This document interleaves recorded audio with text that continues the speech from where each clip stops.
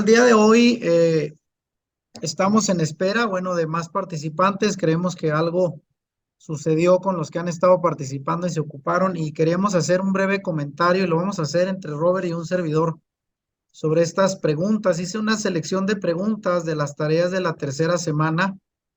En la tercera semana nos toca la lectura del capítulo 5 del libro La salvación viene de los judíos, cuyo tema es la separación de la iglesia del judaísmo nazareno. Y este tema es muy relevante porque vamos a entender básicamente cuáles fueron los motivos que llevaron a la ruptura de lo que al inicio fue un solo grupo, ¿verdad? Sabemos que los seguidores primarios, la primera generación de seguidores de Yeshua, todos fueron judíos, al menos todos aquellos creyentes donde la congregación comenzó en Jerusalén. Y fue hasta varias décadas después, a través del ministerio de Shaul, del apóstol Pablo, que se empezó a llegar a comunidades gentiles fuera de Jerusalén, fuera de la región de Judea.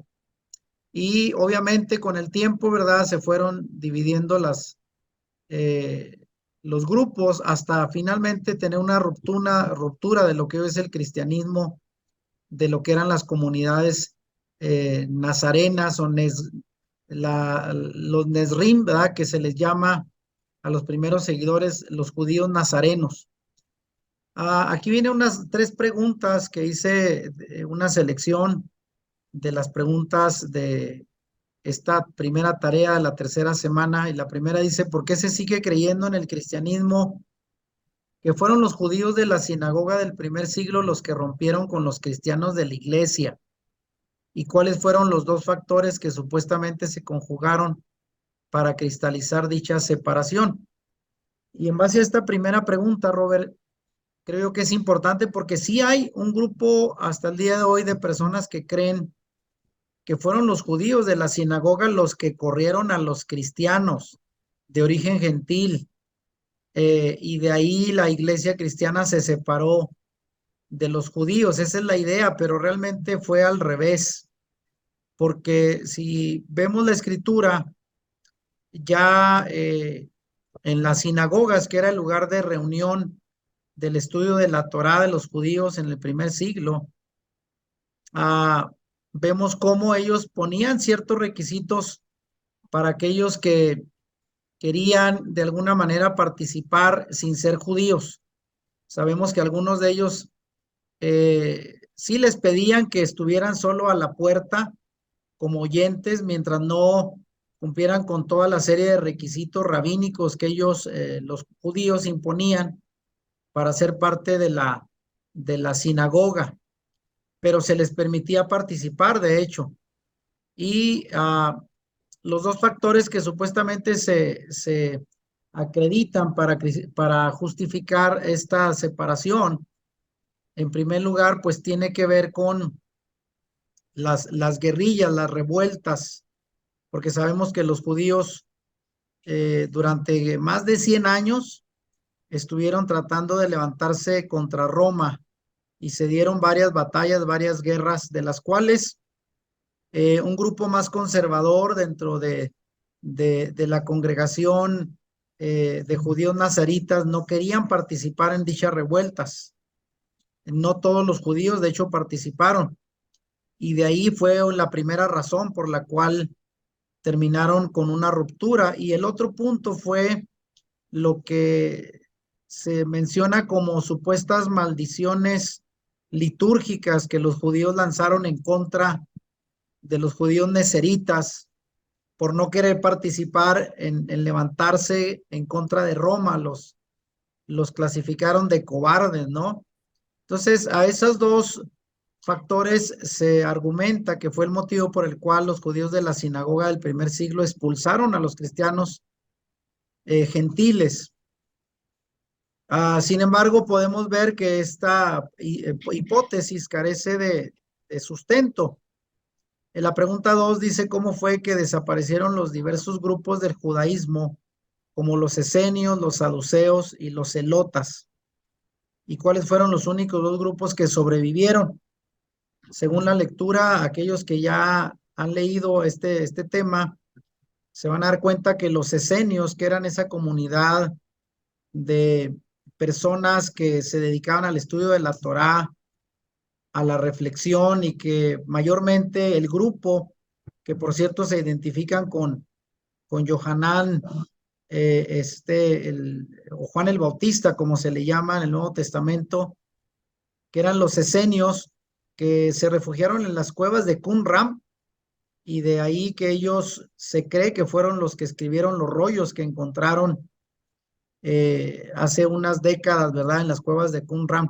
Se cree que hasta allá llegaron los romanos persiguiendo las revueltas de los judíos que se habían rebelado, y pues terminaron con esa comunidad de personas ascéticas que eran los esenios, gente apartada, que eran gente pacífica mayormente, pero los romanos terminaron llegando y los expulsaron, y algunos otros los mataron, de manera que los esenios pues desaparecieron en el primer siglo. Luego los saduceos, que era la clase gobernante, básicamente cuando desapareció con la destrucción del segundo templo en el año 70 por el general romano Tito, básicamente este grupo de políticos, porque así lo eran, judíos, mayormente de las familias de los sumos sacerdotes, que cabe decir que en el segundo templo fueron más de 60 los sumos sacerdotes que estuvieron en funciones, lo cual habla pues de una clase, una élite política privilegiada, que obviamente se alió con Roma para mantener sus privilegios. Entonces, ellos desaparecieron al destruirse el templo, porque ellos realmente vivían de todo el comercio y el gran negocio del cual llegaron a constituir todo el sistema de sacrificios en el templo, y al desaparecer el templo, pues también ellos desaparecieron. Y de los celotas, pues también hay evidencias que fueron parte de los guerrilleros que se levantaron contra Roma y fueron sometidos. Hay que recordar de la tragedia que hubo, ¿verdad?, en Masada, a donde ellos fueron perseguidos por los romanos, y pues ellos prefirieron suicidarse que entregarse en manos de los enemigos, y ahí terminó, según la historia, el grupo de los celotas, de los guerrilleros, de los revolucionarios de la época de Yeshua. Y los únicos dos grupos que sobrevivieron fueron los judíos nazaritas o nazarenos, que obviamente eran los seguidores de Yeshua desde la perspectiva del judaísmo tradicional, y el otro grupo fueron el judaísmo rabínico, del cual vienen lo que sería el grupo de los fariseos mayormente, y que hasta el día de hoy es la línea que siguen los grupos del judaísmo ortodoxo, ¿verdad? Que se apegan mucho a la tradición oral, no solo a la Torá escrita. Entonces fueron los dos únicos grupos que sobrevivieron a todo esto que pasó en el primer siglo, sobre todo a las guerrillas, a la persecución de los romanos. Y en conclusión, la pregunta 3 dice, ¿fueron los judíos los que se separaron de los cristianos o al revés? Y sí, efectivamente hay más evidencia de que fueron los cristianos quienes se apartaron de los primeros creyentes judíos, en parte para no verse involucrados en las guerrillas que Roma tenía muy identificados a los judíos como revoltosos, sobre todo en el área de Judea, y los cristianos no quisieron verse involucrados en esas guerrillas, y en parte también sabemos que después de la prédica del apóstol Shaul a un mundo más gentil, con una mentalidad más politeísta y con una influencia muy grande de la filosofía griega, pues ellos terminaron haciendo una interpretación muy distinta del Mesías judío, y pues de ahí viene también que ellos se fueron desprendiendo debido a otras interpretaciones distintas a los judíos de las primeras generaciones. Así es de que de ahí podemos ver ya una ruptura desde finales del primer siglo, después de las revueltas, de las guerrillas que llevaron finalmente a la destrucción del templo, del segundo templo en el año 70. Bueno, esto es mi comentario. No sé si que algo quisieran agregar. Se está integrando Paola Chu. Me gustaría, Paola, si darle la bienvenida. Teníamos rato ya platicando Robert y un servidor y decidimos comenzar a repasar algunas preguntas de las tareas de la tercera semana. Si nos puede saludar y también compartir su comentario sobre estas preguntas. ¿Qué nos puede decir, Paola? Sí, buenas noches con todos. Disculpen la demora, más bien tuve unas diligencias que hacer y recién me he podido incorporar.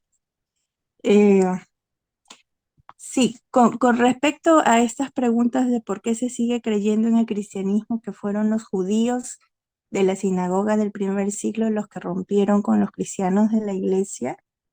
eh, bueno, creo que dar una respuesta concreta o exacta es muy difícil, ¿no? Pero sin embargo, hay también muchas referencias históricas que dicen que este hecho fue de manera compleja y también prolongada, o sea, fue a través del tiempo, ¿no? De mucho tiempo, de muchas situaciones.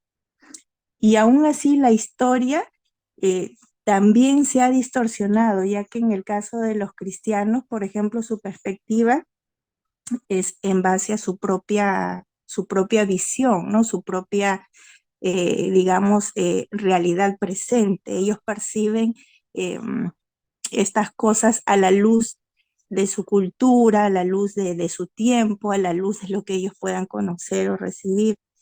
Y proyectamos en el pasado lo que es familiar a nuestros ojos de hoy, ¿no? Y eso creo que es lo que sucede en muchas personas, en el caso de los cristianos, ¿no? En vez de nosotros ir a la raíz, hacemos que esa raíz venga a nosotros y se acomode como que a lo que nosotros percibimos y conocemos, ¿no? Y la influencia, por ejemplo, acá el escritor decía, ¿no? Que también es la influencia de nuestros hábitos, la pereza de repente de no querer indagar más, ¿no? De no querer profundizar más en eso o salirnos de las dudas y en vez de investigar para salir de las dudas, pues, ¿qué hacemos? Simplemente aceptamos lo que nos dicen, ¿no? Ujú, Eh, y esto hace pues que nosotros formemos paradigmas, formemos prejuicios, para así construirnos una historia que encaja, dice, con nuestra natural inclinación, ¿no? Eh, también aquí habla de dos factores, ¿no? Que supuestamente se conjugaron para cristalizar dicha separación. Sí, acá el autor también hablaba de dos factores que serían las insurrecciones judías en contra de Roma y las maldiciones litúrgicas, ¿no? En contra de los judíos, nazarenos y los cristianos, ¿no? Bueno, las insurrecciones que es la rebeldía del pueblo, ¿no? De no querer ser subyugados. O sea, eso está ya escrito, eso está plasmado en la historia, es evidente, es uno de los factores. Y bueno, en cuanto a las maldiciones, litúrgica sí, eh, digamos que es de repente poco creíble, ¿no? De que haya sucedido así, ¿no? De que por el hecho de profesar una oración de maldición para un determinado pueblo, o una determinada gente o con su forma de pensar, ujú, este, no creo, no ujú. creo, pero con respecto a la pregunta número 2, dice, ¿cómo fue que desaparecieron los diversos grupos del judaísmo como los esenios, los saduceos, los celotas? ¿Cuáles fueron los únicos dos grupos que sobrevivieron? Ah, ya. Aquí yo veo una característica en aquellos grupos que, por ejemplo, desaparecieron, ¿no? Los esenios, los saduceos y los celotas tuvieron una característica principal aparentemente para desaparecer, que fue la resistencia que ejercieron en contra del Imperio Romano, ¿no? Por ejemplo, los esenios desapareció, según aquí registra, ¿no? En la historia, el día en que la 10ª Legión romana, los fretenses, destruyeron el monasterio de Qumran, ¿no? Más o menos en el 68. El judaísmo, por ejemplo, de los saduceos, no pudo sobrevivir, ¿no? A la destrucción del templo, ¿no? En el año 70, que para ellos pues era la máxima expresión, ¿no? Arquitectónica, religiosa, para ellos constituía pues el todo, ¿no? Era su existencia, entonces desaparecer para ellos fue tan grande, tan doloroso, que no pudieron superar, ¿no? Esa pérdida. Y en cuanto al judaísmo de los celotas nacionalistas, pues sucumbieron, ¿no? En este caso en Masada en el año 73, cuando, según el historiador Flavio Josefo, más o menos 967 celotas, ¿no? Prefirieron el suicidio antes que ser esclavizados, ¿no? Por Ujú. los enemigos. Una pena, ¿no? Lamentable, pero la historia registra un hecho muy, muy sangriento, ¿no? La verdad que esto, cuando uno lo va conociendo, wow, uno dice, qué precio tan alto, ¿no? Que ellos pagaron, ¿no? Correcto. Y los únicos dos grupos que sobrevivieron al hecatombe, ¿no? Y lograron mantener viva el alma de la atribulada simiente de Abraham, dice, pues fue el judaísmo rabínico, que vendrían a ser los fariseos, y el judaísmo nazareno, ¿no? Que al final vendría a ser pues el grupo que hoy llamaríamos los cristianos, ¿no? Sí, muy Y la bien. tercera, Sí, adelante. Adelante, Pablo. sí, sigo, ya. Y la tercera sería, en conclusión, ¿fueron los judíos los que se separaron de los cristianos o al revés? Bueno, yo creo que sí, a la luz de las evidencias expuestas que uno tiene ya a través de la historia, diría que aparenta ser que sí, que efectivamente el cristianismo, ¿no? Entre comillas, daría el primer paso, ¿no? Para que se diera esta separación. No creo que haya sido por el poder de una oración. Muy bien. Bueno, pues vamos a continuar con el comentario de Paola. Sé que se cortó ahí al final. Estábamos justo terminando con su comentario de las primeras preguntas que estamos compartiendo el día de hoy, de la tercera semana del curso La salvación viene de los judíos. Y también le damos la bienvenida al pastor Rafael Bazán, que se nos acaba de integrar. Saludos, pastor. Salúdenos, por favor. Shalom, shalom. El Eterno les bendiga. Por Amén. aquí, Rafael Bazán. ¿Cómo ha Estoy estado? activo. Estoy bastante bien ya, gracias al Señor. Qué bueno. Sí, Perfecto. Qué estoy, buenas noticias. estoy activo por aquí. Muy bien. Voy a compartir de nuevo la pantalla para usted que se acaba de integrar, sepa las preguntas que estamos compartiendo, estas primeras tres sobre el tema de la separación de la iglesia del judaísmo nazareno. Y ya Paola nos dio su punto de vista, su respuesta sobre estas preguntas. No sé si Robert quiera comentar algo sobre estas preguntas, Robert, añadir algo de lo que se ha comentado. Bueno, no es que haya mucho adicional así que de pronto pueda comentar. Quiero felicitar a la hermana Paola por su buen aporte, muy puntual, digámoslo así. Pero bueno, con relación a la primera pregunta, el cristianismo, que fueron los judíos de la sinagoga del primer siglo los que rompieron con los cristianos de la iglesia. Nosotros no podemos decir eso porque los judíos eh, siempre han sido y siempre serán el pueblo escogido de nuestro Abacadosh, porque no fue que él escogió a este pueblo, él escogió a un hombre, escogió a Abraham y de un solo hombre formó la nación, que es el pueblo de Israel. Nosotros siempre hablamos de los judíos, que los judíos solamente es una sola tribu, no deberíamos hablar de una sola tribu porque ellos no son una sola tribu. Lo que se llama judío es la tribu del sur, deberíamos hablar de los israelitas. Entonces, ellos siempre están y han permanecido allí y, y para mi parecer, fueron los cristianos los que se apartaron y hasta hoy en día se han apartado. ¿Por qué? Porque así como dijo nuestro don Yeshua, la salvación en Juan 4:22, Johanán, 4:22, la salvación viene. Él estaba dialogando con la mujer samaritana y él le dijo, porque la salvación viene de los judíos. Ellos no son los que nos van a salvar, pero ellos sí son las personas que nos pueden ayudar a mostrar el camino. Decir, vamos a tomar por aquí y por allí debemos tomar y dejarnos guiar por ellos, porque queramos o no, es el pueblo escogido del Abacadosh, la descendencia de nuestros patriarcas, de Abraham, de Isaac y de Jacob. Entonces, son nuestros hermanos mayores. Como dice en Romanos 11, nosotros hemos sido injertados a ellos. Entonces, creo que, para mi parecer, fueron los cristianos los que rompieron. Pues creo que aquí conocemos la historia de cómo el pueblo romano hizo lo que en el año 70, que destruyó el templo. Esa destrucción de ese templo, pues eso era algo que estaba profetizado, porque nuestro don Yeshua había dicho, no quedará piedra sobre piedra, y la verdad fue que no quedó.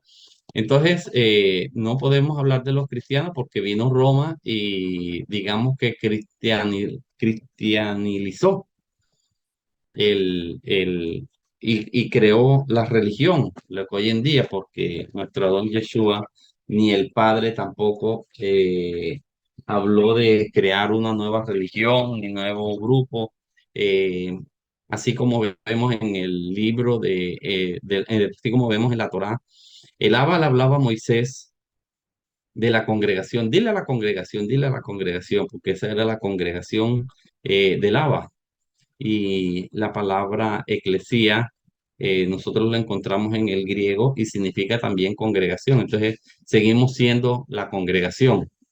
Entonces, digamos que Roma tomó y le hizo todo el daño a los césares cuando tomaron y supuestamente se convirtieron y se hicieron llamar cristianos y fundaron la religión que hoy en día. Entonces, digamos que nuestros hermanos mayores, los israelitas, siempre han estado allí, y considero que ha sido el pueblo cristiano el que se ha alejado, y hoy en día lo vemos que se ha alejado. Hoy en día vemos que, y estaba leyendo aquí en el capítulo 11 versículo 17 de Primera de Corintios, y en la parte de arriba dice la cena del Señor, pero es que cuando se escribió el Tanakh y cuando el Brit Hadashah, no habían capítulos, ni había versos, ni había títulos.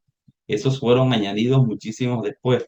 Entonces, este título se lo pusieron en la Reina Valera. No era porque lo tenía. Entonces le colocaron la cena y los pastores celebran cena. No es cena, es la Pesaj. Y hoy por lo menos que estaba estamos leyendo la Parashá en la Aliyot, estaba leyendo algo que me llamó la atención también. Está en el libro de Éxodo, capítulo 20. Estaba leyendo hoy. Nosotros vemos que el Abba, cuando da las 10 palabras, que se tradujeron como 10 mandamientos, en el versículo 8 dice, acuérdate del día de reposo para santificarlo. Si nosotros leemos todo el capítulo 20, no hay, en ninguno más tiene la palabra acuérdate. Es como si yo le dijera, hermano Juan, acuérdese de tal cosa. Si usted va para tal parte, acuérdese. Entonces es la única que el Abba le dice, acuérdate, recuérdalo siempre, y que esto sería por estatuto perpetuo. Entonces yo considero que fue los cristianos los que rompieron con de esta relación que se debería mantener con el pueblo israelita. Rafael, no sé si usted tenga algún comentario a estas primeras preguntas que estamos compartiendo. Sí, sí, quisiera hacer un pequeño aporte, este, con respecto a si fue la cristiandad, la que se separó del judaísmo o viceversa. Aquí debemos considerar factores de tipo político, social y cultural, aparte de los aspectos históricos que se suscitaron para la época. Em, Hay intereses que fundamentalmente se movieron desde la cristiandad, desde el movimiento de cristianos, que lo que perseguían era alcanzar cierto estatus dentro del ámbito del imperio, y por supuesto esos intereses lo que llevaron es hacer esas alianzas satánicas con los emperadores, fundamentalmente con Constantino. Esos hechos comenzaron a producir ciertas diferencias entre los judíos y los llamados cristianos, y por supuesto los cristianos, al querer venir a implementar de sus prácticas paganas dentro de la fe de Yeshua, generó cierto rechazo dentro del movimiento judío, y eso hizo que se acrecentara la diferencia entre ambos grupos. Eh, por supuesto, el objetivo fundamental del Imperio Romano era acabar con el pueblo de Israel, y dentro de esas persecuciones lo que buscaron fue eh, debilitar la fuerza política y militar que pudieran haber tenido los israelitas para ese momento, fundamentalmente fortalecida o motivada por el grupo de los celotes, quien fue un grupo que fue aplastado por el poderío romano. Así también la actitud del movimiento de los esenios, que se mantuvo siempre en el desierto, eh, atrincherados en las cuevas de Qumran. Eso hizo que se aislaran por muchísimo tiempo del contacto con el resto de la comunidad de judíos. Y bueno, el deterioro del movimiento de los saduceos, que por supuesto después de esa alianza le costó caro junto al Imperio Romano, y hizo que estos tres movimientos que formaban parte del judaísmo quedaran casi extintos, bueno, extintos. El que mayor prevaleció fue el movimiento de los fariseos, donde prevalece Rad Akiva, quien fue el precursor de lo que hoy se conoce como el judaísmo moderno, donde se le permite al pueblo judío eh, restablecer todo lo que es la adoración a Hashem, y cómo ahora se pasa de los sacrificios a la oración para el perdón de los pecados, entre otras tantas cosas, ¿no?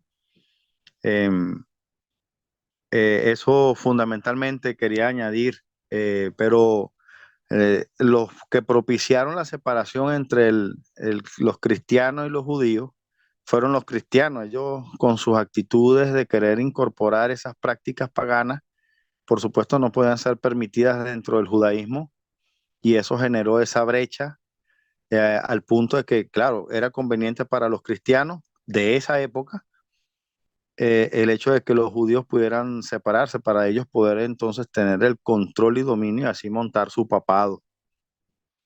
Ese es mi aporte. Eso es correcto, Rafael. Gracias por aportar. Bueno, de las siguientes preguntas, tenemos aquí 5 que vamos a considerar. La primera dice, ¿por qué el pueblo de Israel siempre dijo no a ser conquistados por los romanos?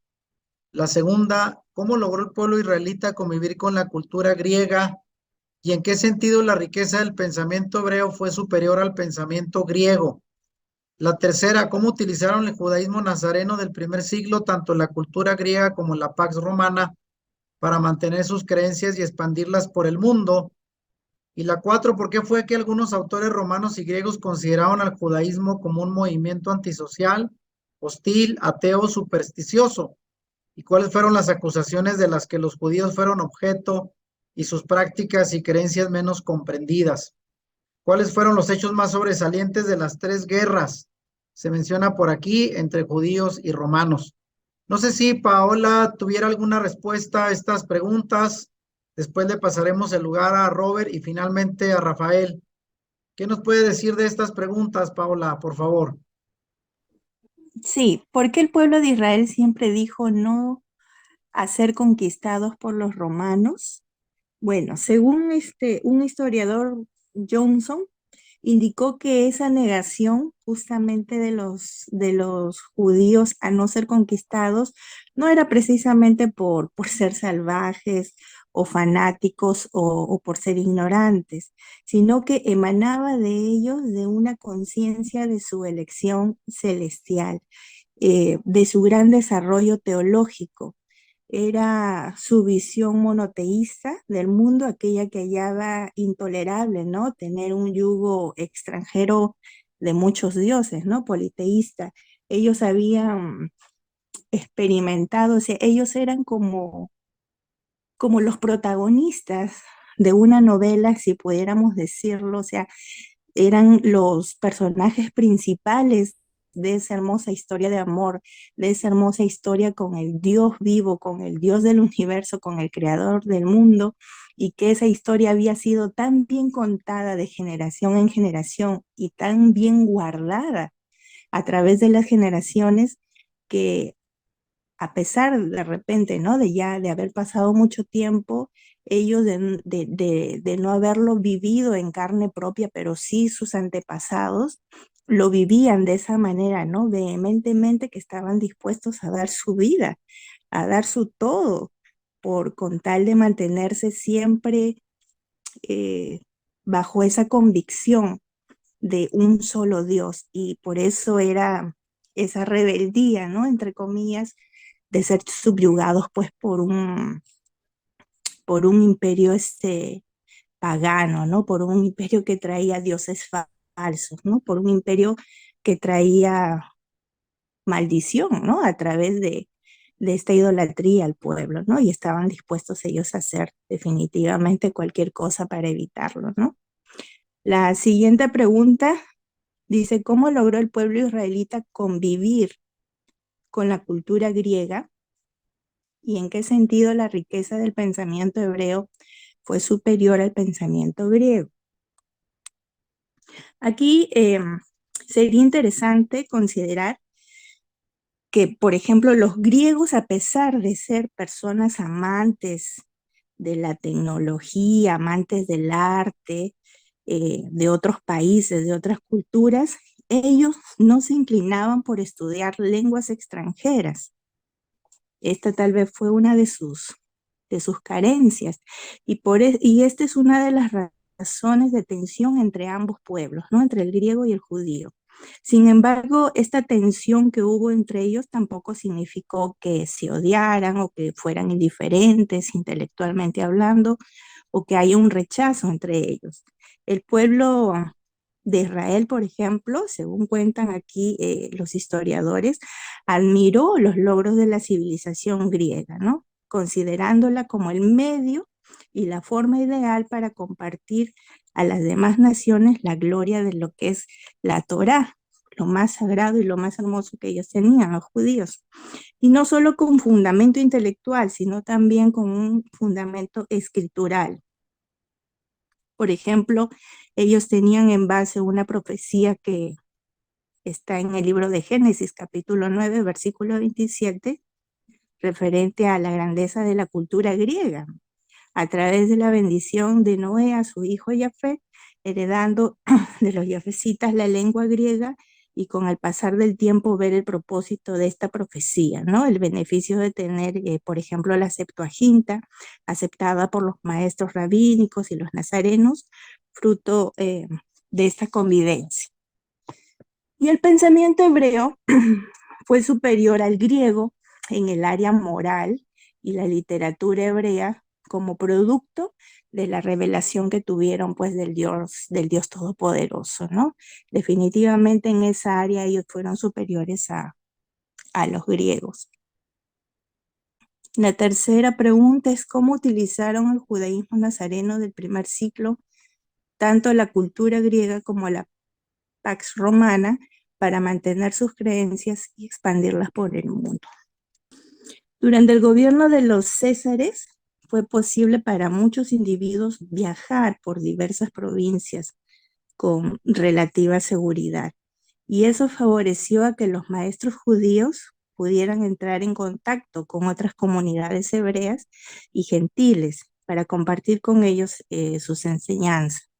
El Talmud, por ejemplo, menciona a varios eminentes rabinos que viajaban constantemente dentro y fuera de Israel, haciendo muchos discípulos.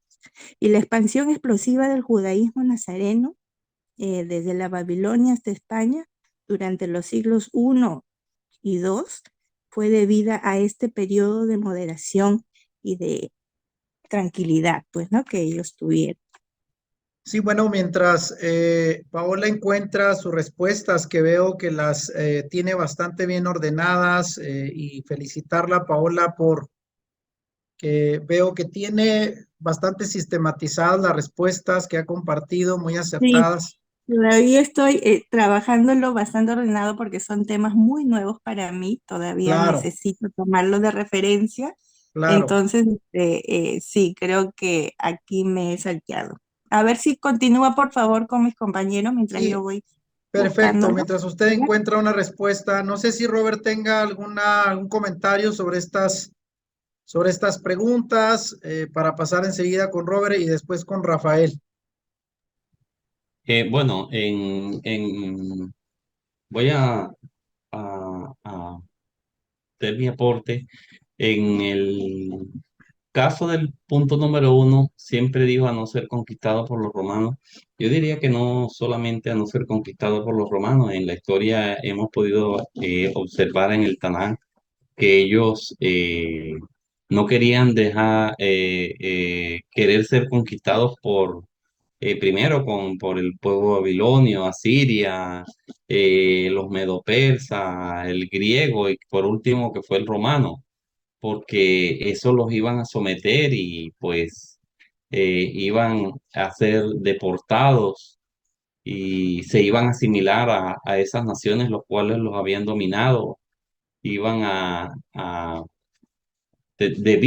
debían, porque esos pueblos cuando los conquistaban, querían que se asimilaran a ellos y que todas las costumbres y los dioses que ellos tenían se debían adorar también. Lo vemos en el caso de Daniel. Debían comer la comida de ellos, debían adorar las imágenes que había hecho Nabucodonosor, había mandado a hacer Nabucodonosor. Entonces, no solamente eso, sino que no querían ser conquistados por ninguno de los pueblos de las naciones por los cuales habían sido conquistados. El segundo, ¿cómo logró el pueblo israelita convivir con la cultura griega y en qué sentido la riqueza del pensamiento hebreo fue superior al pensamiento griego? Pues primero, yo considero que fue superior porque el pueblo hebreo tenía la ayuda y eran guiados por el Ruach HaKodesh. Creo que eso es lo principal, que ellos fueron guiados y fueron inspirados eh, por nuestro Abacadosh y creo que eso está por encima de todo. El tercero, cómo utilizaron el judaísmo nazareno del primer siglo, la cultura griega como la paz romana para mantener sus creencias y partirla por el mundo. Pues yo creo que nuestro don Yeshua les había dado a ellos unas instrucciones cuando él iba a partir. Nosotros las encontramos en el libro, capítulo 1 del libro de los Hechos, que no se fueran de Jerusalén hasta que no hubiese venido el Ruach HaKodesh. Y pues fue el que los ayudó a ellos y mantuvieron su fe hasta lo último. Creo que muchos hemos conocido de la historia de la muerte de cada uno de los talmidín, conocidos como apóstoles, y ellos pues obedecieron la orden del maestro y fue como pudieron expandir la fe en Yeshua por el resto del mundo. Hasta aquí hago mi aporte. Muchas gracias. Sí, muy bien, Robert. No sé si Rafael tenga algún comentario sobre estas preguntas, Rafael, y para el final volverle a pasar rápidamente la participación a Paola por lo que le haya faltado, Rafael. Sí, tengo un aporte, voy a tratar de englobar todas las preguntas en una misma respuesta. Este, yo creo que ninguna nación le gustaría estar bajo el dominio de otra nación, pero particularmente el pueblo de Israel tenía algo que lo caracterizaba y era la identidad bien arraigada, no solamente desde lo cultural, sino yo me atrevería a decir que desde los genes. Los genes de Abraham, de Isaac y de Jacob estaban presentes en el pueblo de Israel. Y eso fue lo que motivó fundamentalmente. Ellos tenían claro cuál era su identidad y, por supuesto, el estar, como dice el hermano Roberto, ellos se opusieron a todo tipo de invasión y más que todo, fundamentalmente para que no fuese contaminada sus creencias, sus valores. Por eso fue que el pueblo de Israel pudo resistir al ataque cultural que el imperio griego quiso hacer, no solamente con Israel, sino con el mundo entero, porque uno de los propósitos que tuvo Alejandro Magno fue helenizar todo lo que fue Asia y todo hasta donde él pudiera llegar, ser el emperador del mundo. Sin embargo, el pueblo de Israel tuvo una particularidad y es que a pesar de los siglos que el pueblo de Israel estuvo bajo dominio griego, eh, nunca perdió sus valores, a pesar de que cierta grupo de la población judía permitió hasta cierto punto recibir la cultura griega, por ejemplo, incorporando los nombres griegos a sus nombres y combinarlos. Por ejemplo, encontramos el nombre de la reina Salomé Alexandra, incorpora el Alexandra en honor al emperador eh, Alejandro Magno. Pero eh, como el objetivo fundamental de Alejandro Magno era helenizar desde la cultura, porque su objetivo era que la cultura helenista lograra penetrar hasta lo más profundo de las otras culturas para luego establecer dominio griego sobre ellas. No ocurrió así en el pueblo de Israel. El pueblo de Israel tiene esa particularidad, una identidad clara. Y por eso es que aún el idioma griego, que a pesar de que se llegó a considerar que era un idioma dominante en cierto periodo de la historia de Israel, nunca el pueblo de Israel dejó de hablar hebreo, nunca dejó de leer la Torá en hebreo, de impartir las enseñanzas de la Torá en hebreo, mantuvo su cultura, mantuvo sus tradiciones, sus costumbres, y eso fue o es de admiración, porque en ningún momento permitieron ser contaminados, como lo decía nuestra hermana Paola. Ahora, lo sucedió en el primer siglo, cuando el judaísmo nazareno se ve eh, contaminado o afectado por la cultura griega y por el paganismo romano. Vemos cómo estas culturas extranjeras se valieron de la tradición judía, de la tradición hebrea, lo que se conoce como la tradición oral, que vienen a ser los textos masoréticos, los evangelios, apoyándose, por ejemplo, en el nacimiento de Yeshua de una forma divinal. Ellos lo exageraron y lo llevaron a comparar con la cultura de ellos. Y ahí es donde entraría, por ejemplo, el hecho de que los dioses del Olimpo descendían y tenían relaciones sexuales con las mujeres, y entonces nacían de ellas hijos semidioses, mitad hombres, mitad dioses, llevando a ese punto a la figura de nuestro santo Mesías Yeshua HaMashiach.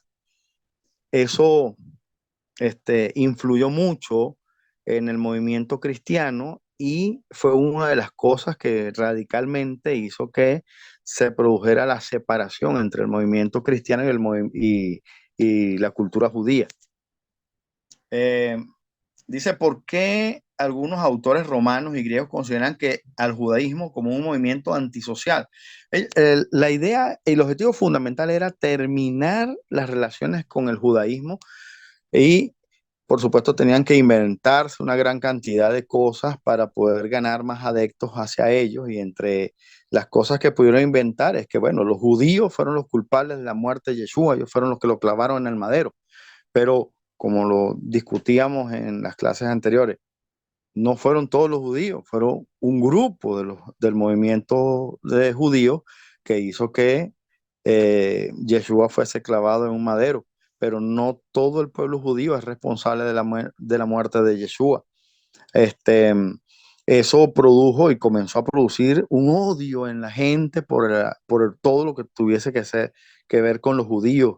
Eh, Alimentó el espíritu antisemita en, en las naciones extranjeras y cosa que fue eh, más puntualizada por el movimiento liderizado por Martín Lutero en la Reforma, donde es evidente las pronunciaciones de Lutero con respecto al pueblo judío, donde mandaba a asesinarles, a quemarles las casas, las sinagogas, los libros, todo lo que tuviese que ver con judío era malo y de eso más modernamente Adolfo Hitler se aprovecha y comienza el asedio contra el pueblo judío.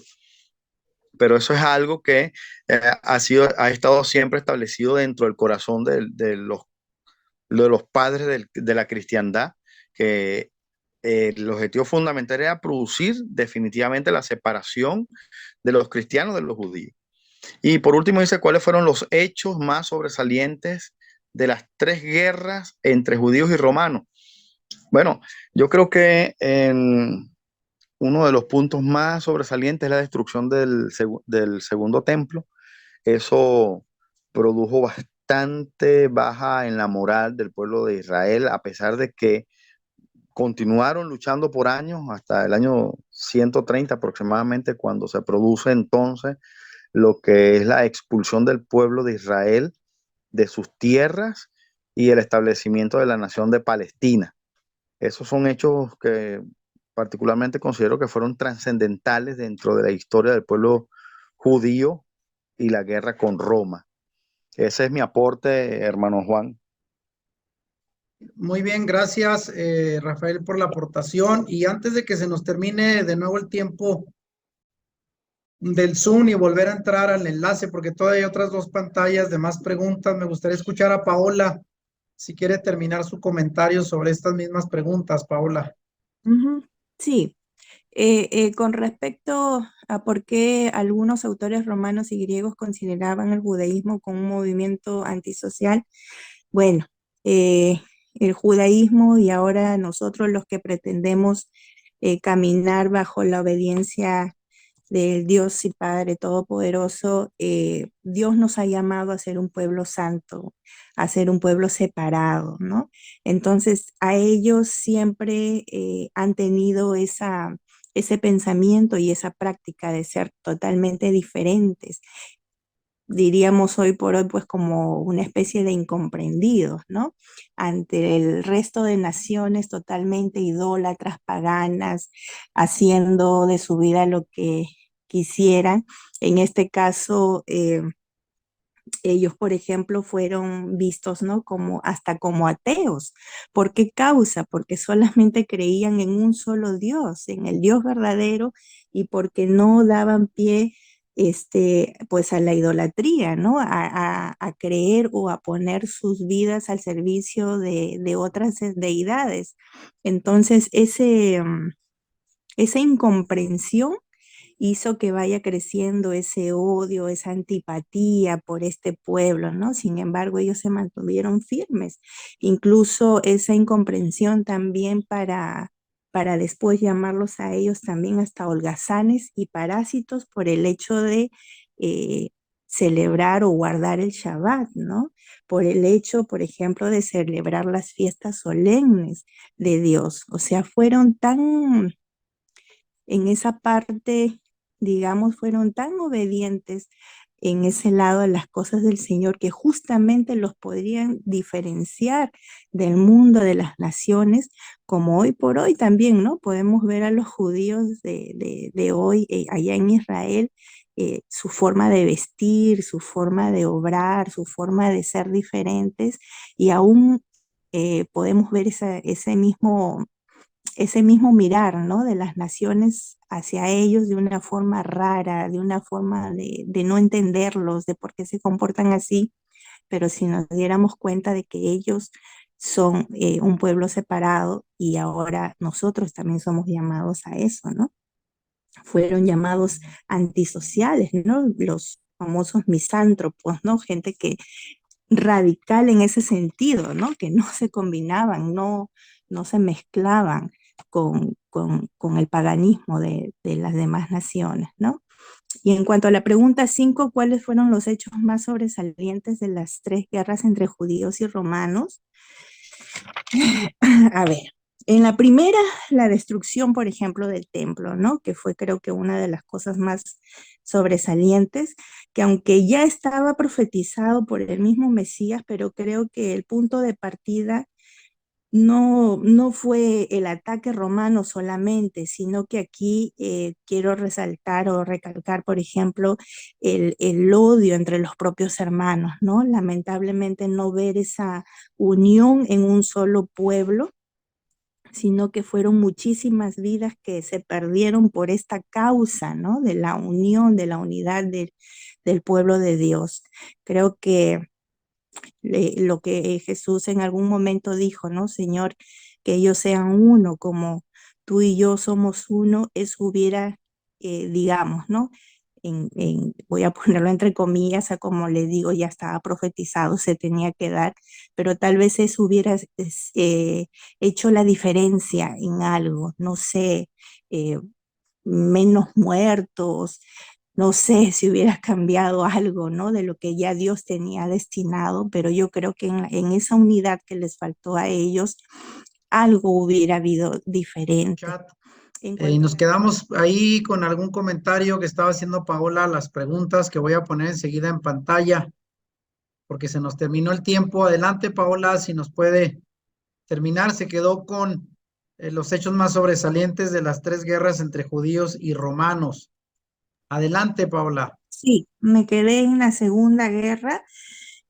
Puede ser que aquí el tan anhelado resurgimiento de la religión judía a través del levantamiento del templo, ¿no? Ofrecido por el emperador Adriano, cayendo en una total inocencia gracias a su anhelo, ¿no? De los judíos de querer levantar el templo. Este emperador levantó un templo, sí, pero en honor al dios Júpiter y hacer de Jerusalén una ciudad romana, ¿no? Creo que fue una de las más grandes humillaciones para quienes ya estamos conociendo más o menos, ¿no? El corazón del judío, cómo pensaba, qué cosa anhelaba, qué cosa aceptaba y qué cosa estaría capaz de dar su vida. O sea, esto fue una tremenda humillación, ¿no? Y nuevamente el descontento popular de una forma desmedida, ¿no? Evidenciando el no aprendizaje de Roma de las insurrecciones hebreas.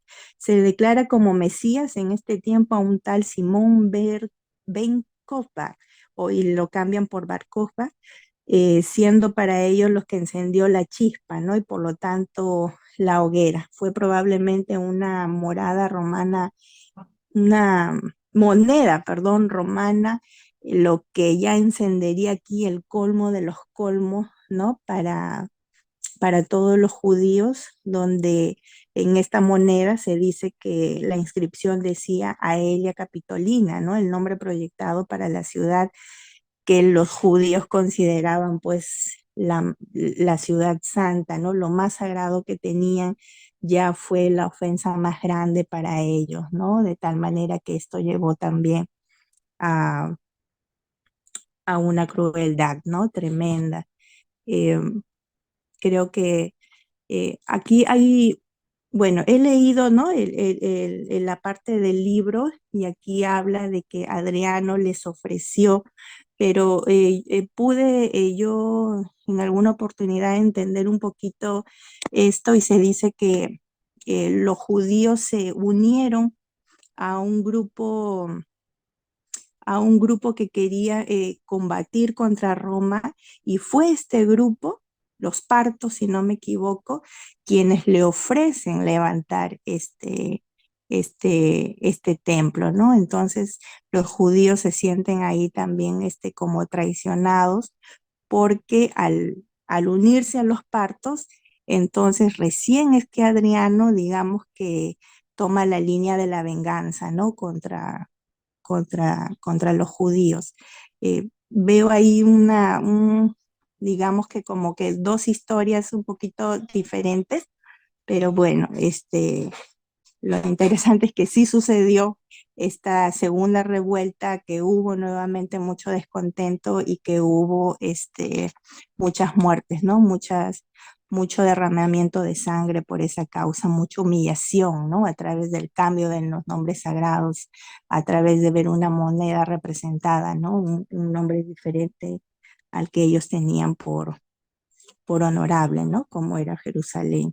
Y la tercera guerra también fue cruentísima, ¿no? Aquí podemos ver también la insurrección de Bar Kokhba. En esta etapa era como si los judíos estaban decididos a todo. Siempre pusieron en dificultades, sí, al ejército imperial.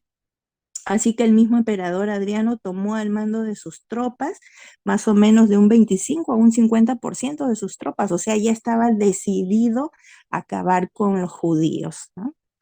Que convocó, digamos, a un porcentaje mayor de lo que siempre habituaba para combatir a otro tipo de lugares, de pueblos. Adoptó la póliza militar de la tierra quemada y se llevó el país a una extrema ruina y cuando cayó la resistencia, la población fue exterminada sin piedad. Las fuentes rabínicas declaran, dice que por 7 años los gentiles fertilizaron sus viñas con la sangre de Israel sin usar abono. Wow, una frase bien fuerte, bien cruel. Son hechos que están registrados, ¿no? En la historia. Hay mucha crueldad, hay mucho sufrimiento, eh, pero que lamentablemente sucedió, ¿no? Y una de las razones que yo puedo ver en medio de todo esto es esa falta de unidad en el pueblo de Dios, ¿no? Otra tal vez hubiera sido la historia, no lo sé, pero si tan solo hubieran dejado de repente su egoísmo, su egocentrismo para beneficiar grupos y, y otra hubiera sido la historia, ¿no? Si todos hubieran estado unidos. Excelente, excelente, Paola, sus comentarios. Creo que hay mucho que se puede aprender de estas tres guerras, aunque hubo muchas más, pero fueron las principales entre el combate de los judíos por mantener su fe y no ser conquistados en términos de sus creencias, y cómo estuvieron dispuestos a entregar sus vidas, ser masacrados para no terminar aceptando las imposiciones, sobre todo de los pueblos paganizados como Roma. Vamos a continuar con las siguientes tanda de preguntas. Se lo voy a poner ahí enseguida para que ahí vayamos observando cuáles van a ser las siguientes preguntas. En esta parte también igual les voy a dar la misma participación para que podamos opinar, por favor. Estas siguientes preguntas, a ver, vamos a compartir, sobre todo ya del tema, bueno, de este mismo tema del capítulo 5, de qué manera la filosofía griega se convirtió en base del cristianismo actual, cuáles fueron algunas de las razones por las que los llamados padres de la iglesia se vieron atraídos y absorbidos por la filosofía griega en vez del pensamiento hebreo. ¿Cuáles fueron las consecuencias que trajo a la fe el introducir el método alegórico de interpretación de las escrituras? ¿Qué hubiera pasado si los padres de la iglesia se hubieran mantenido apegados a la Torá oral y escrita sin tener que espiritualizarlo todo? Y la tercera pregunta, ¿será que con la introducción tan sutil de toda clase de ideas y filosofías griegas y prácticas paganizadas. La iglesia fue perdiendo sus raíces hebreas y perdiendo su verdadera identidad. Vamos a opinar sobre esto y de nuevo, Paula, si nos puede compartir algo de estas tres preguntas, ¿qué fue lo que usted aprendió, sus aprendizajes sobre estas preguntas? Después a Robert y a Rafael para que también complementen. Adelante, Paola. Sí. A ver, ¿de qué manera la filosofía griega se convirtió en la base del cristianismo actual? ¿Cuáles fueron algunas de las razones por las que los llamados padres de la iglesia se vieron atraídos y absorbidos por la filosofía griega en vez del pensamiento hebreo? Bueno, impresionantemente la filosofía ha transformado la faz del mundo una y otra vez. Su influencia ha sido muy poderosa. Para el cristianismo, su influencia filosófica fue la helenista, el cual comenzó con Aristóteles y terminando con Platón. Esta filosofía es de carácter internacional. Su influencia, como por ejemplo el teatro, los concursos deportivos o atléticos, la escultura, la arquitectura, la literatura, fueron productos del helenismo. ¿Acaso nosotros, diría, a ver, no somos la evidencia actual de esta influencia? Claro que sí, ¿no? Vivimos rodeados de esta influencia, creo que lo practicamos incluso, ¿no? Lo evidenciamos en nuestro diario vivir. Los padres de la iglesia se sintieron atraídos a este movimiento cultural por su filosofía de vida, creída y aplaudida por la élite intelectual de Europa, por ejemplo, de Asia, de África, de artistas, de pensadores, de médicos, de lingüistas, políticos, maestros, militares, jueces, ¿no? Mentes poderosas y altamente educadas que esculpieron los valores culturales de sus naciones. Los padres de la iglesia sucumbieron ante esta filosofía y se encargaron a través de palabras y escritos propagar que era lo mejor de la nueva religión, ¿no? Lamentablemente se dejaron influenciar, bombardear por todas estas, de repente como si para nosotros hoy en estos momentos fuera algo nuevo, sería como una moda, ¿no? Y sabemos que hoy por hoy pues las modas toman muchas veces la supremacía, ¿no? Arman el camino, ¿no? A muchas personas, a los jóvenes. Entonces, en ese momento también fue para ellos como esa influencia grande, ¿no? Como una moda, pero que lamentablemente hasta ahora no pasa de moda, ¿no? Ha repercutido a través de las generaciones. La siguiente pregunta es, ¿cuáles fueron las consecuencias que trajo a la fe la introducción del método alegórico de interpretación de las escrituras? ¿Qué hubiera pasado si los padres de la iglesia se hubieran mantenido apegados a la Torá oral y escrita sin tener que espiritualizarlo todo? Se usó, bueno, con el fin de armonizar la filosofía y la nueva religión. Para los padres de la iglesia, ya una senda trazada, transitada y buenamente conocida para que la iglesia se encaminara en esa dirección. Cuando se propuso que toda la escritura debe ser entendida alegóricamente, se decía que el sentido literal solo proporciona una fe elemental, mientras que el alegórico conduce a un verdadero conocimiento, ¿no? Eso era lo que ellos expresaban. Otros decían, por ejemplo, que la Biblia tenía un sentido triple significado, literal, moral y el místico o justamente el alegórico, menospreciando el sentido literal en la práctica exegética. Y luego se pasó a que en el cristianismo haya un relativismo bíblico enormemente destructivo, donde las escrituras se acatan, pero no se cumplen. El intérprete cristiano considera que muchos de los 613 mandamientos, por ejemplo, han de entenderse únicamente como símbolo y cuyo propósito primordial es enseñar algo espiritual para llevarle a Cristo, siendo el cumplimiento literal innecesario, ¿no? Vemos eso mucho en la iglesia cristiana, ¿no? Se ha espiritualizado casi todos los conceptos diciendo o llamándole la famosa sombra, ¿no? todo es sombra de lo que había de venir y que todo ahora es cumplimiento espiritual, ¿no?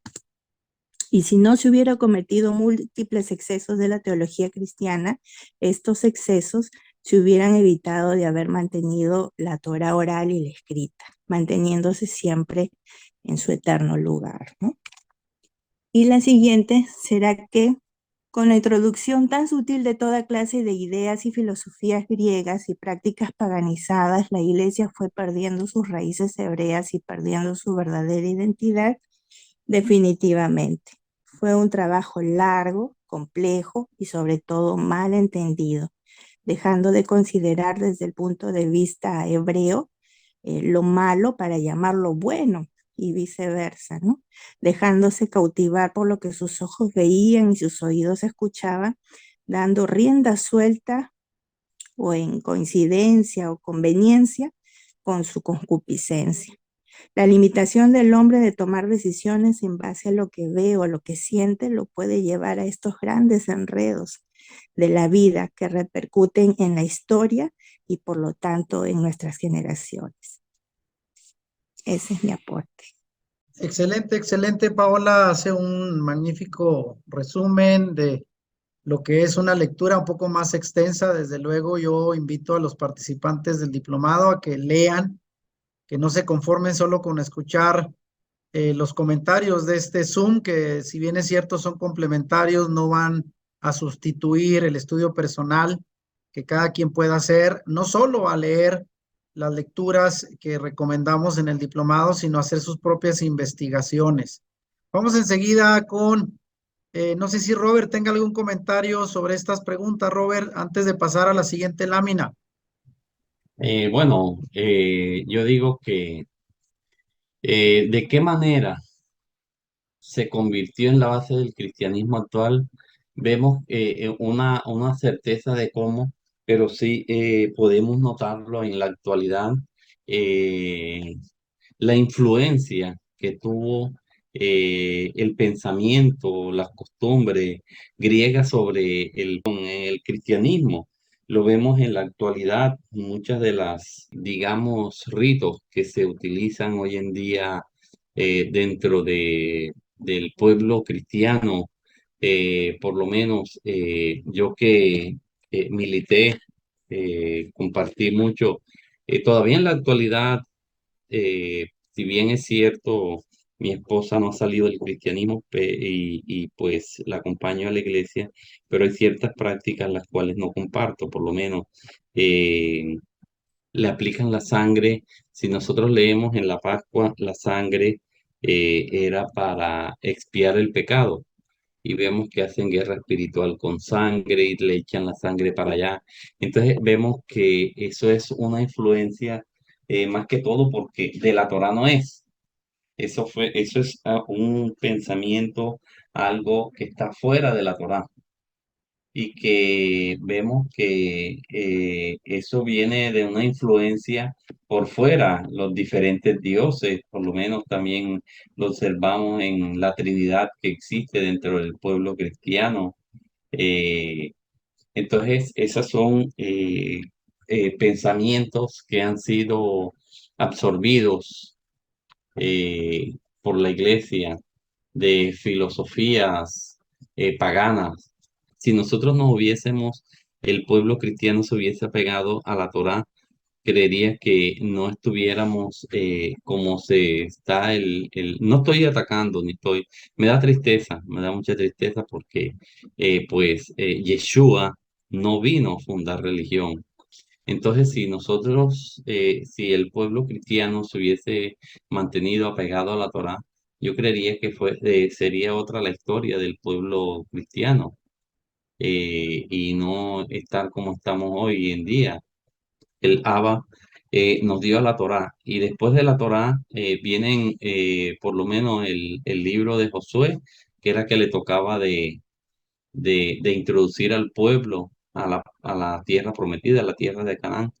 Y el Abba, lo primero que le dijo a Josué fue en Josué 1:9, nunca se apartará de tu boca este libro de la Torá, sino que de día y de noche meditarás en él, porque entonces harás prosperar tu camino y todo te saldrá bien.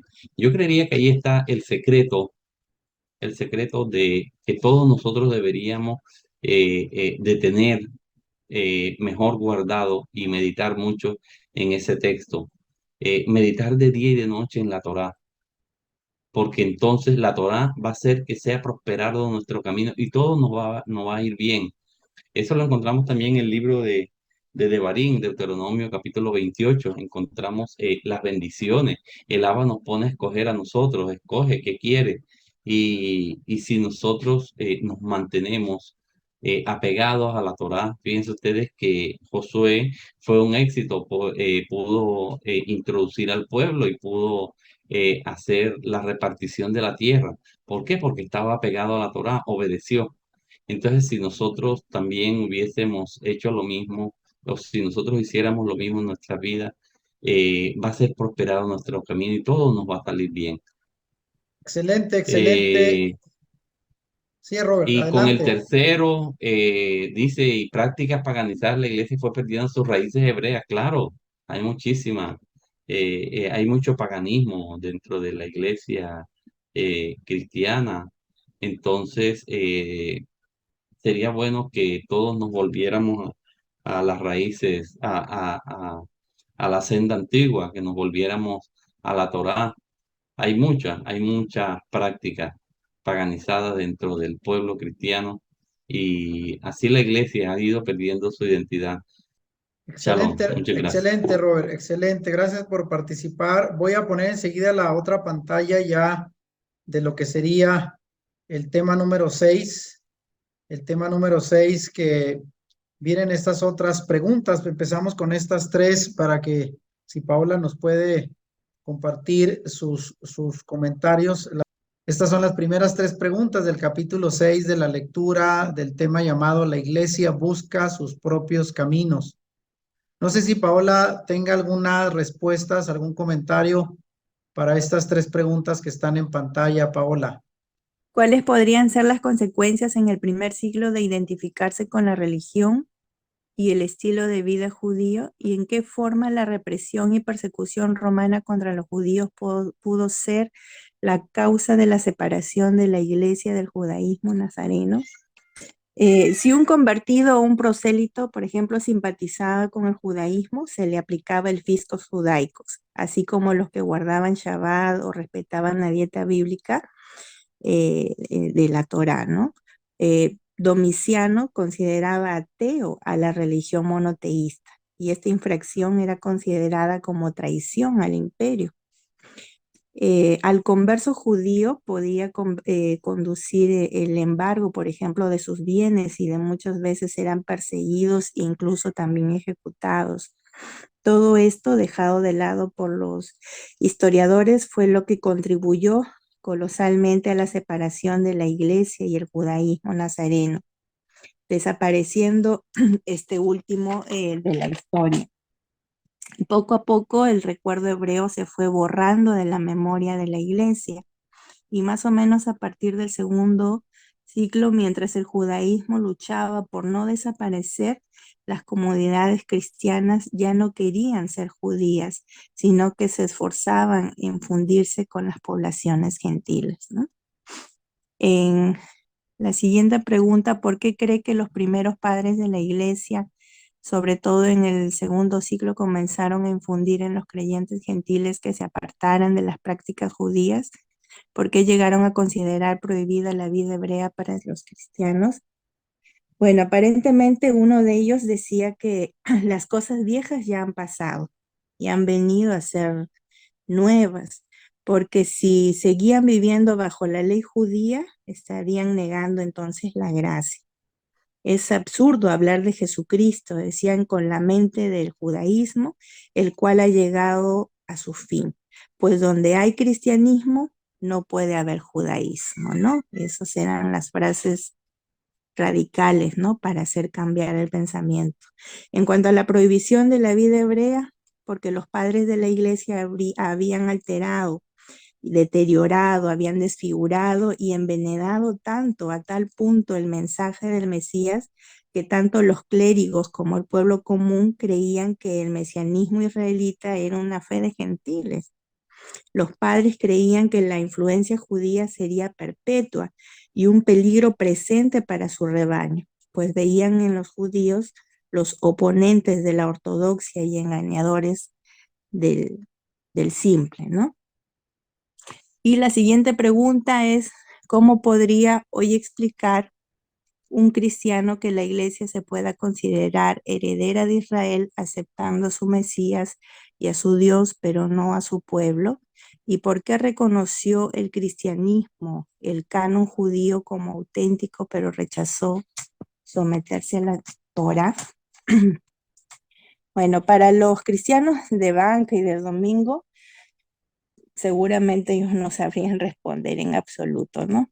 Pero en cuanto a los padres en la iglesia, tratando de resolver su posición ambivalente, primeramente adoptaron la vía media, o sea, el camino medio entre dos posiciones opuestas. Por un lado, el completo rechazo del judaísmo, de la Tanaj y de muchos de los libros del Nuevo Testamento.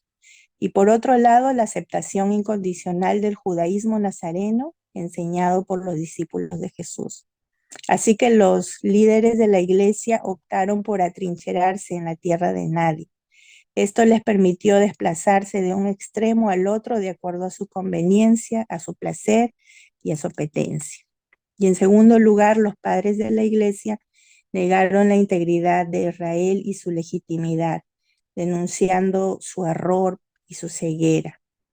Y tres esfuerzos surgieron para cancelar la tradición judía: su cristología de corte helenista, sus críticas a la ley mosaica y la necesidad de establecer un nuevo pueblo de Israel que sustituyera y juzgara al antiguo, ¿no? Ese es el aporte que tengo. Excelente, Paola. Hace un muy buen resumen del contenido de este capítulo, que como podemos ver, ya se nota desde la forma de pensar de los padres griegos de la iglesia en los primeros 3 siglos, cómo ellos ya hacían una distinción marcada entre la teología o la forma de pensar del pueblo judío a lo que ellos ya venían elaborando, ¿no? Sus creencias, sus dogmas, para hacerse básicamente del control, del liderazgo del nuevo pueblo de Israel, como ellos se llamaban, ¿no? La Israel espiritual, y dando casi por terminado y sin legitimidad al pueblo hebreo. ¿Algún comentario de esto, Roberto, antes de pasar a la siguiente lámina para casi ya concluir este chat virtual? ¿Algún comentario adicional, Roberto? Bueno, creo que la religión que provinieron del paganismo fue lo que hizo que existiera la división. Ahorita estaba leyendo, buscando aquí una cita, dice, está en el libro del Evangelio de Johanán, dice, capítulo 17 verso 21, para que todos sean uno, como tú, oh Padre, en mí y yo en ti, que también ellos sean uno en nosotros. Entonces, cuando aquí el Adón Yeshua estaba orando al Abba por sus talmidim, sus apóstoles, esta era la oración que él estaba haciendo, que nosotros seamos uno. Nosotros hemos sido injertados al pueblo de Israel y deberíamos ser uno entre todos. Y sin embargo, nosotros, hay un dicho por allí mundano que dice, divide y reinarás. Y yo creo que con esta división, pues todos sabemos quién va a reinar con esta división que existe dentro del pueblo del Abba, porque no podemos negar, ni yo tampoco puedo afirmar que los que no están en las raíces hebreas no se van a salvar o no, no, no, no, porque solamente esa es una potestad del Abba y él solamente es el único que puede decir porque él no mira lo que está por fuera. Él mira el corazón. Dentro del pueblo cristiano hay muchísima gente que de verdad de corazón lo hacen de corazón, inclusive dentro del pueblo católico. Hay mucha gente que de verdad lo ama, pero no han conocido esto, que nosotros no podemos separarnos de la congregación del Abba, porque es que esto fue una promesa. Él le dijo a Abraham, mira las estrellas Mira, si puedes contar la arena del mar, así será tu descendencia. Este es el pueblo que Él dio. Entonces, qué bonito sería que todos nos uniéramos y que seamos uno, así como Él le está orando al Abba, que sean uno, que nosotros somos los que debemos ser uno. Y en esto conocerán que sois mis discípulos si tuviereis amor los unos por los otros. Y eso de pronto es lo que ha hecho la religión, la separación, y que cada quien está jalando para su lado, porque todos dicen tener la verdad. La verdad solamente la tiene el Abba. Gran parte que nos puede ayudar a nosotros es la Torá. El segundo dice, ¿por qué cree que los primeros padres de la iglesia, sobre todo en el siglo segundo, comenzaron a infundir a los creyentes gentiles que se apartaran de las prácticas judías? ¿Por qué llegan a considerar prohibida la vida hebrea para los cristianos? No tanto de que se apartaran de las prácticas judías, más bien que los cristianos se apartaran de las prácticas que tenían ellos, porque nosotros los encontramos aquí en el libro de los Hechos. Hechos capítulo 15. Dice que, versículo 28 dice, porque ha parecido bien al Ruach HaKodesh y a nosotros no imponerles ninguna carga más que estas cosas necesarias, que se abstengan de lo sacrificado a los ídolos, que era lo que hacían los gentiles, de sangre, de ahogado y de fornicación, de los cuales cosas os guardaréis, no tanto de que se apartaran de las prácticas judías, sino que ellos tenían y que se volvieran al Abacadosh y se sometieran a lo que estaba escrito en la Torá. Tercero, ¿cómo podría explicar un cristiano que la iglesia se puede considerar heredera de Israel, aceptando su Mesías y a su Dios, pero no a su pueblo? Es que no se puede separar una cosa de la otra. En el libro de Efesios nosotros encontramos, dice que en aquel tiempo nosotros andábamos sin Yeshua, alejados de la ciudadanía de Israel y ajenos a los pactos de la promesa, sin esperanza y sin Elohim en el mundo.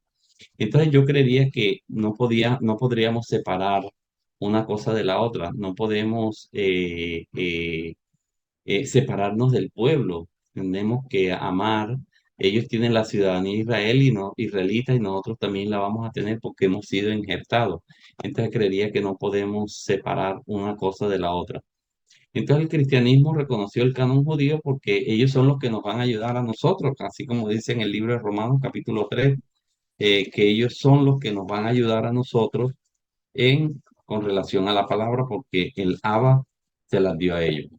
Muchísimas gracias. Muy bien, Roberto. Gracias por participar. Vámonos con esta o siguiente lámina ya para prácticamente ir cerrando. Dicen estas nuevas preguntas para tenerlas en cuenta y sobre todo ya se nos va a terminar el tiempo reglamentario. Quizás entremos solamente unos minutos para despedirnos después de los comentarios a estas preguntas. Dice, ¿en qué consiste el proceso de transculturación y cuál es el riesgo de poner un pasaje de la escritura fuera de su armonía cultural? ¿Cuán importante es entender y aplicar el proceso de culturación para interpretar correctamente la escritura? ¿Qué le pareció el ejemplo de la explicación cultural de la visita de Pedro a la casa de Simón, el curtidor de pieles? Número 3, ¿en qué consiste el llamado proceso de descripturación y cuál es el riesgo de utilizar conceptos encabezados, notas marginales y adiciones textuales fuera del lenguaje y el sentido original de la escritura? Y la última, ¿qué opinas sobre la explicación que se da en el caso de Mateo 28:19, considerado por muchos como el texto fundamental de la doctrina de la Trinidad? ¿Es la doctrina de la Trinidad una doctrina fundamentada en la Biblia? ¿Qué opina de esto, Paola? ¿Cuál sería su aporte a estas preguntas? ¿En qué consiste el proceso de transculturación y cuál es el riesgo de poner un pasaje de la escritura fuera de su armonía cultural? Transculturación. ¿Qué significaría? Significaría restaurar el entendimiento del entorno cultural de las escrituras para obtener su significado original. O sea, extraemos a través de un estudio, ¿verdad?, de la escritura, el entorno en el cual se desarrolló, el entorno en el cual se dieron las palabras, los versículos, ¿no? Las frases que uno está estudiando. Entonces, en base al tiempo, en base a la situación que se estaba dando, en base a, al lugar geográfico, entonces uno puede rescatar de allí la mejor forma de interpretar correctamente y sanamente, ¿no? Esa escritura original. ¿Cuál sería el riesgo de no poner este pasaje de la escritura fuera de su armonía cultural? Pues el riesgo es muy peligroso. Por eso los judíos extremaron cuidados en esta área específica, con el respeto ancestral a las escrituras que tal vez nosotros o los cristianos, ¿no? Nuestros hermanos cristianos todavía no tienen, ¿no? De repente ese alto respeto cuando toman las escrituras, ¿no? Hoy por hoy, incluso hasta uno cuando ve en la iglesia, no llevan ni siquiera en su mano la escritura. Es lamentable, ¿no? Y mucho menos, muchos no la conocen, ¿no? Cuando uno le saca el contexto cultural, las fronteras objetivas y naturales del texto en cuestión, se difumina y finalmente se suprime. Entonces la tergiversación toma el lugar de la interpretación, la eisegesis se disfraza de exégesis, la mentira de verdad y la transculturación de contextualización. Definitivamente el cristianismo sí ha cometido estos errores y horrores, ¿no? Podríamos decirlo. La segunda, cuán importante es entender y aplicar el proceso de culturación para interpretar correctamente la escritura. Sería de mucha importancia, ya que aplicando este proceso de forma correcta nos llevará a una sana y correcta interpretación del texto, evitando salir de la verdad y del contexto. Significa restaurar el entendimiento del entorno cultural de las escrituras para obtener su significado original. ¿Qué diferencia de interpretación y mensaje se puede ver cuando se aplica el proceso de culturación? Uno puede aprender el respeto hasta en las situaciones que pasa el hombre occidental. No tendría mucha importancia, pero Dios es santo, o sea, de suma importancia. Sorprendentemente, como con la culturación aplicada al texto, este mismo puede enriquecerse en demasía y no dejándolo pasar inadvertido, como muchos cristianos lo harían, ¿no? La diferencia enorme entre un pensamiento que dice manto en el suelo y lo que realmente sucederá sobre las cabezas. Sí, justo le decía sobre este ejemplo, una diferencia enorme entre un pensamiento que dice el manto, ¿no? Que estaba en el suelo, de ese ejemplo cuando Jesús entraba a Jerusalén, y lo que realmente sucedería, que fue sobre las cabezas, ¿no? De ellos, y no pusieron esos mantos que para ellos representa algo sagrado, ¿no? Los mandamientos, el nombre de Dios, o sea, es algo relevante, y cómo cambia cuando uno trae a contexto la escritura, ¿no? Cambia y puede ver el verdadero significado, lo que pudo haber pasado, lo que quisieron dar a entender, ¿no? O sea, ayuda muchísimo, es muy importante corregir estas cosas. La tercera es, ¿en qué consiste el llamado proceso de descripturación? ¿Y cuál es el riesgo de utilizar conceptos encabezados, notas marginales y adiciones textuales fuera del lenguaje y el sentido original de la escritura? Este proceso, siendo contrario al de la inscripturación, que es la preservación de la revelación del Padre por medio de las escrituras, con la necesaria existencia de una tradición oral paralela que preserve los detalles omitidos. La descripturación como el polo opuesto sería catalogado como corrupción, tergiversación, sustitución, detrimento o acreción de las escrituras. En las traducciones cristianas se observa esta práctica de manera indirecta o también directa, ¿no? Es un riesgo esto, este uso y el abuso, ya que nos aleja de la correcta visión del panorama o el escenario en el cual los hechos se dieron o las palabras se dijeron. Y lo peor de todo no es que se sustituya una palabra por un sinónimo, sino el agregar palabras o frases que no se encuentren en el original y se tome esta porción para hacerlo una doctrina, ¿no? Este es un peligro. ¿Y qué opina sobre la explicación que se da en el caso de Mateo 28:19, considerado por muchos como el texto fundamental de la doctrina de la Trinidad? ¿Es la doctrina de la Trinidad una doctrina fundamentada en la Biblia? Lamentable realidad que se enseñó al cristianismo, ¿no? Basando su doctrina trinitaria en un verso añadido. Esto ya yo tenía un poco de conocimiento cuando tuve la oportunidad, por ejemplo, de tener una conversación con, creo que fue un testigo, ¿no? Un testigo de Jehová y me dijo esto, para mí fue, wow, ¿no? Una cachetada, fue una ofensa en primer lugar, pero cuando vine a mi casa y me puse a investigar, ya dejó como, digamos que el bichito, ¿no? Y dije, wow, ¿no? ¿Por qué razón? ¿Por qué causa este, añadirían palabras, ¿no?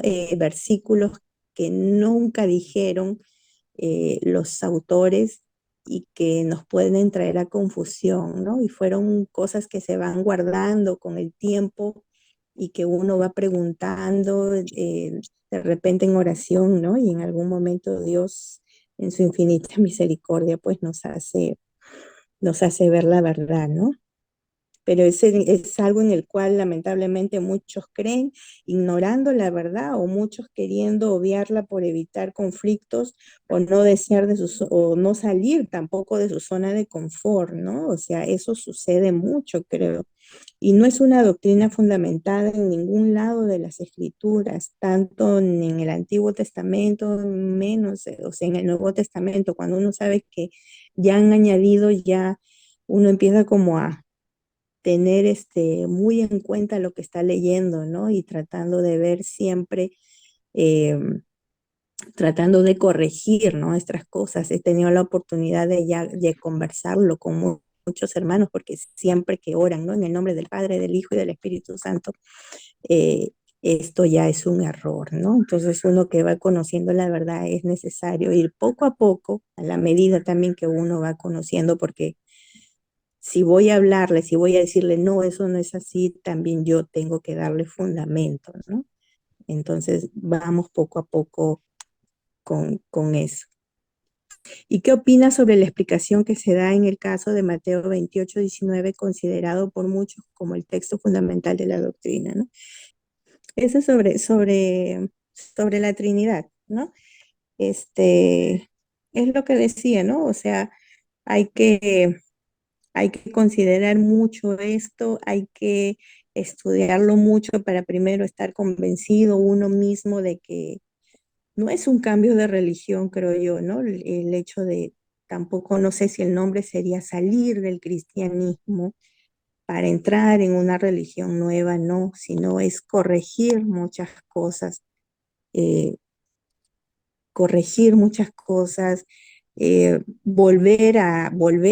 en todo caso sería lo más idóneo, ¿no? Volver al original, volver a las sendas antiguas, volver al Padre, volver a la Torá.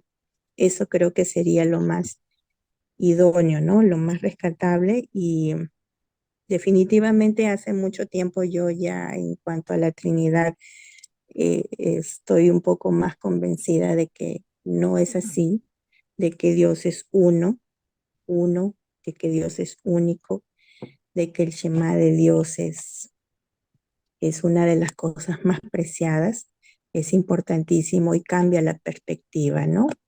Eh, Ese sería mi aporte. Sí, muy bien, Paola, gracias por el comentario tan atinado a estas preguntas. No sé si hay algún comentario, Robert, adicional sobre todo este tema de último de la Trinidad. ¿Qué sería su opinión, Robert? Bueno, voy a hablar un poquitico. El segundo dice, ejemplo de la explicación cultural de la visita de Pedro a la casa de Simón el curtidor de pieles. Sí, lo conocemos. Y aquí no se refería a más que todo a la comida, se refería era a la doctrina, a la evangelización que se le iba a hacer al pueblo, a los goyín, a los que no eran, pues si nosotros sabemos, era un gentil, era un romano y el Abba le dijo le predicaron a él. Entonces, pues, eh, nosotros tenemos que, primero, para entender muchas de las cosas que se dieron dentro de que están en el Brit Hadashah, nosotros debemos entender la cultura de qué era lo que de verdad se quería explicar cuando nuestro don Yeshua, cuando los talmidín, los apóstoles decían, hablaban cualquier cosa, por lo menos acá en nuestra mentalidad occidental, a mí me habían predicado y como uno le predica al pastor, uno pues cree todo lo que él dice, que nosotros somos el hijo pródigo y que nosotros hemos vuelto al Padre y nosotros hacemos una oración y ya somos salvos, ya tenemos el cielo ganado. Empezando que nosotros no somos ese hijo pródigo, porque si a mí me dicen, tú eres el hijo pródigo, yo le pregunto a esa persona, ¿y dónde está mi hermano mayor que se quedó en la casa? No lo hay, no existe, entonces no puedo ser el hijo pródigo. Eso. Entonces, hay muchas cosas que nosotros no entendemos y nosotros, para poder entender de verdad, nosotros debemos entender la cultura oriental para poder entender e interpretar correctamente las escrituras, la Torá. Bueno, algo que me llamó la atención de lo que dijo la hermana Paola, que de verdad a mí no solamente me impactó, me impacta y me impactará siempre, siempre.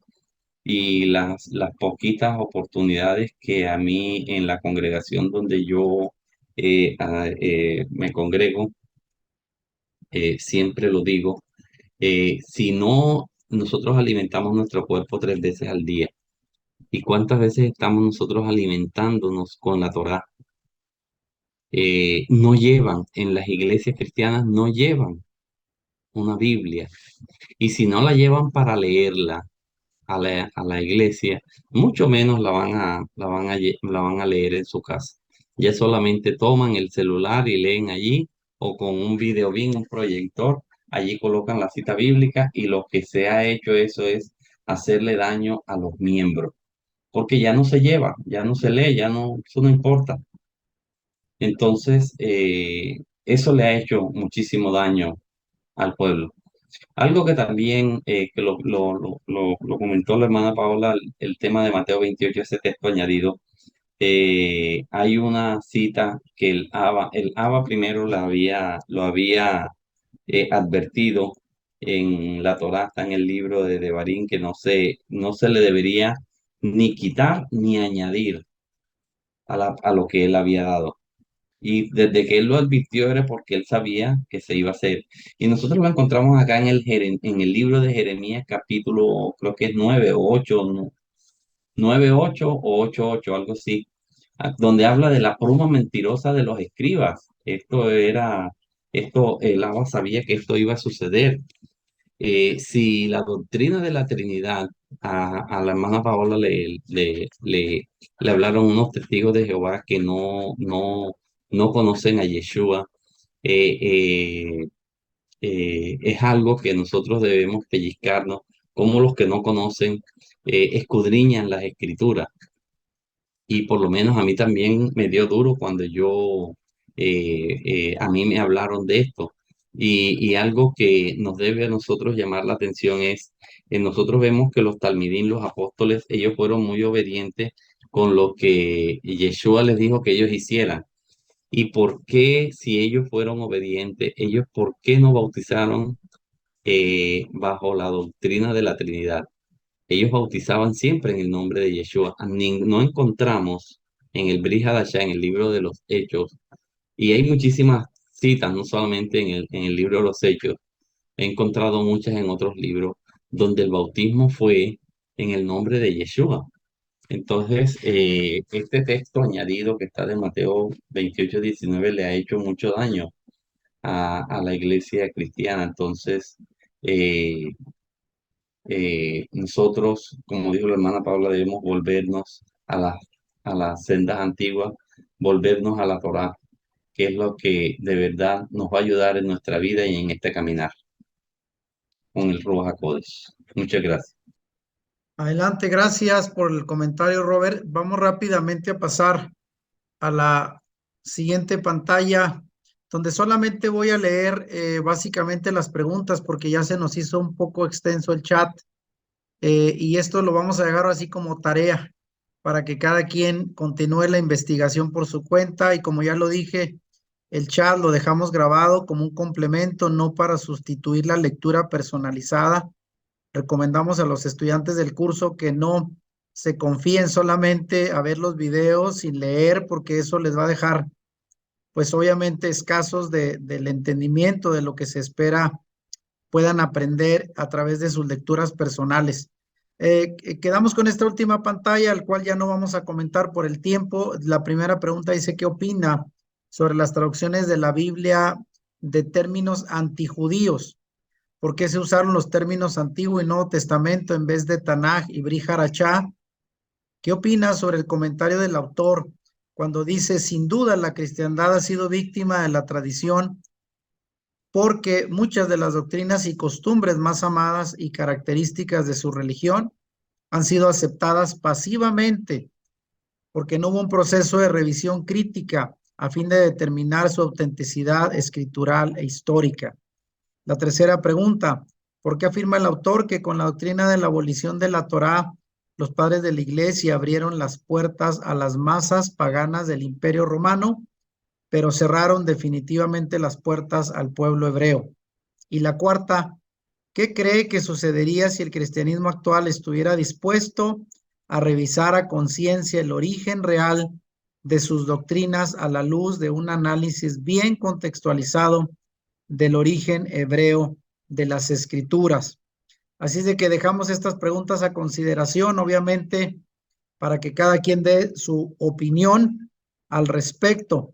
Y bueno, finalmente, también recomendar que parte de las tareas de esta tercera semana son ver los videos de un servidor en el canal Volviendo a las Raíces de Nuestra Fe respecto al origen del cristianismo y su separación de sus raíces hebreas.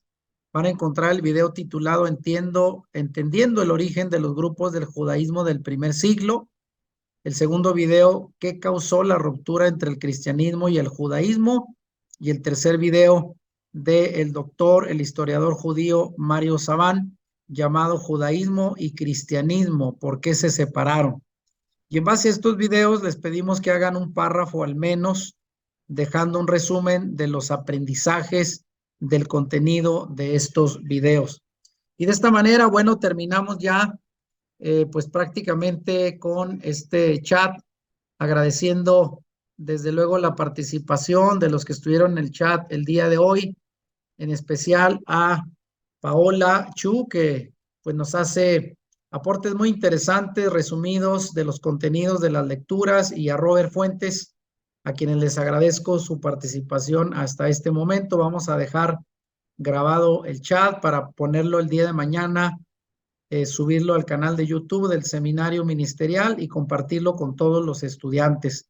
No me resta más que agradecerles su participación y solamente invitarles a dar algún saludo, algún comentario final de despedida. Paola, por favor. Sí, muy agradecida con usted, pastor. Gracias también a los hermanos que me ayudan bastante con sus aportes. Que Dios los bendiga y Dios mediante la próxima semana estamos nuevamente reuniéndonos. Bendiciones. Claro que sí. ¿Algún comentario de despedida, Robert? Pues Bueno, mi creo que comentario, sí. pues mi comentario más que todo sería de animarlos a que nos volvamos a la Torá, a la instrucción que nuestro Abba Kadosh nos dejó y nos encomendó, y que Él lo hizo porque salió de allá del trono de la gracia, y que si Él nos lo dio para que, como le dijo a Josué 1:9, porque entonces harás prosperar tu camino y todo te saldrá bien. Nosotros también lo encontramos muchas citas donde el Abba nos recuerda esto. Lo encontramos en el Salmo capítulo 1. Dice, será que seremos como un árbol plantado junto a corrientes de agua. Entonces, las palabras pues que yo tengo pues para decir más que todo son, volvámonos a la Torá, a la instrucción de nuestro Abacados, que es lo que nos pueden ayudar y nos pueden, con la ayuda del Ruach HaKodesh, llevarnos a Yeshua para nosotros poder tener la vida eterna. Muchísimas Muy, gracias muy bien, por Robert, su... gracias. Gracias por la participación y recuerden, estaremos el próximo Shabbat a las 7:30 con los comentarios de la cuarta semana, la penúltima semana del curso, de este primer curso del diplomado llamado La Salvación Viene de los Judíos. Bendiciones para todos y estaremos compartiendo mañana el enlace de grabación de estos comentarios. Bendiciones a Muchísimas todos. gracias. Shalom. Shalom.